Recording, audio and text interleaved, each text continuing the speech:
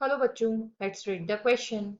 N alkene A जिसका molecular formula दिया है C16H16 on ozonolysis gives only one product B that is C8H8O।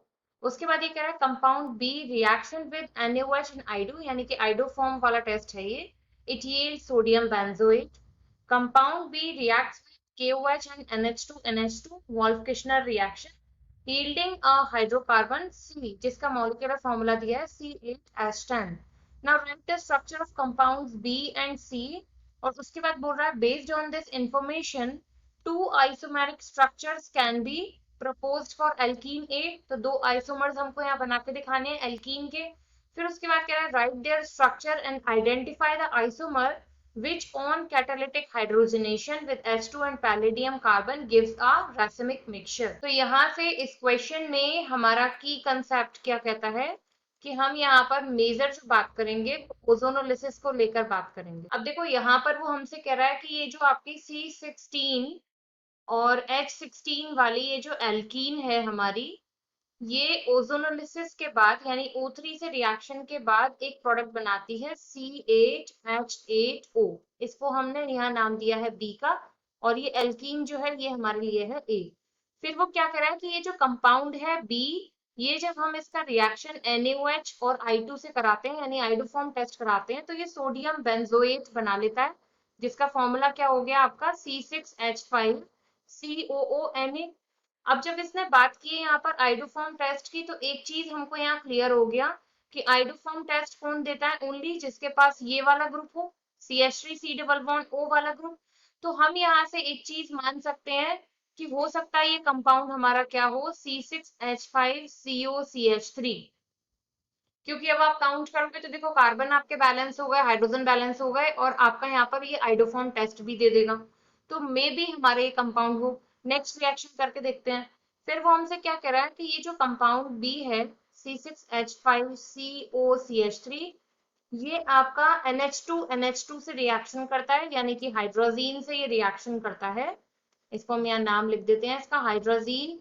और hydrazine से reaction होता है इन प्रेजेंस ऑफ KOH। तो ये आपका ये वोल्फ-किर्शनर रिएक्शन हो रही है यहाँ से।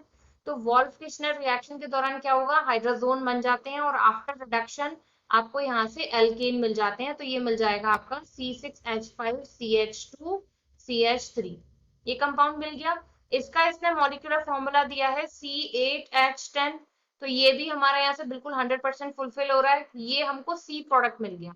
अब वो क्या कह रहा है, write the structure of compound B and C. तो बी वाला हमारा यहाँ से क्या आ गया C6H5COCH3 और सी वाला हमारा यहाँ से क्या आ गया C6H5CH2CH3।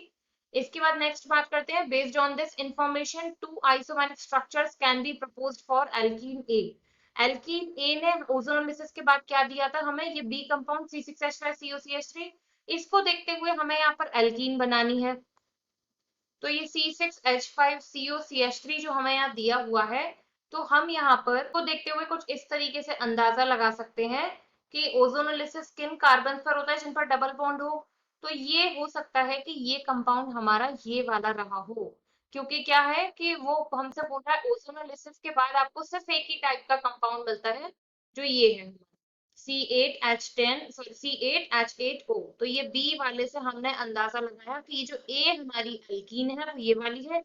मॉलिक्यूलर फॉर्मूला मैच करेंगे तो कार्बन और हाइड्रोजन सब आपके यहाँ मैच कर रहे हैं। अब हम नेक्स्ट पर चलते हैं। नेक्स्ट में उसने बोला कि इसके आइसोमर बना के दिखाने हैं। तो अगर हम यहाँ पर बात करें आइसोमर ऑफ जो गिवन एल्कीन है हमारी, तो यहाँ पर दो टाइप के उसके आइसोमर बन सकते हैं। एक तो आप बना सकते हैं सिस वाला और एक बना सकते हैं ट्रांस वाला। तो यहाँ से अगर हम बनाए, एक तो बन गया हमारा ये C6H5 और यहाँ आ गया CH3। तो ये तो हो गया आपका सिस प्रोडक्ट। और एक आप यहाँ से क्या कर सकते हैं, इसी का ट्रांस बना सकते हैं। तो एक आपने C6H5 यहाँ लिया, CH3 आ गया यहाँ पर, इसी का ऑपोजिट CH3 यहाँ और C6H5 यहाँ आ जाए तो यही प्रोडक्ट हमारा कैसा हो जाएगा यहाँ से ट्रांस। तो दो हमने यहाँ पर इसके आइसोमर्स बना दिए। अब क्वेश्चन में उसने बोला है कि हाइड्रोजनेशन जो आपको करना है वो ऐसी एल्कीन से करना है जो रेसिमिक मिक्सचर बनाए। तो ट्रांस हमेशा रेसिमिक मिक्सचर बनाते हैं। तो हम यहाँ से ट्रांस वाली एल्कीन को ले लेंगे। तो ये आ गया हमारा यहाँ से C6H5, ये आ गया हमारा इधर CH3, ये भी आ गया CH3 और C6H5। इस पर जब आप यहाँ हाइड्रोजनेशन कराएंगे in presence of palladium and carbon, तो आपको देखो यहाँ से रेसिमिक मिक्सचर का मतलब दो तरीके के प्रोडक्ट मिलेंगे, डेक्स्ट्रो और लीवो रोटेटरी।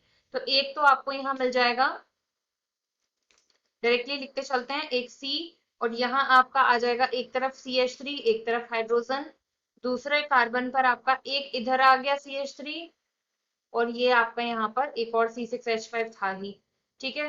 प्लस दूसरा आपको कंपाउंड क्या मिल जाएगा, C6H5। अब ये इसी का ऑपोजिट रोटेशन में आपको मिल जाएगा कि इधर H हो इधर CH3 हो, और नेक्स्ट वाले में आपका क्या हो, यहाँ पर यहाँ CH3 आ जाए यहाँ H आ जाए और ये C6H5 यहाँ आ जाए। तो ओवरऑल मतलब आपको क्या मिल गया यहाँ से, रेसिमिक मिक्सचर। तो आपने यहाँ सारे जो जितने फॉर्मूला से सबको यहाँ सॉल्व कर दिए, तो हमारे सारे कंपाउंड्स यहाँ से डेराइव हो चुके हैं। I hope you understood well, thank you.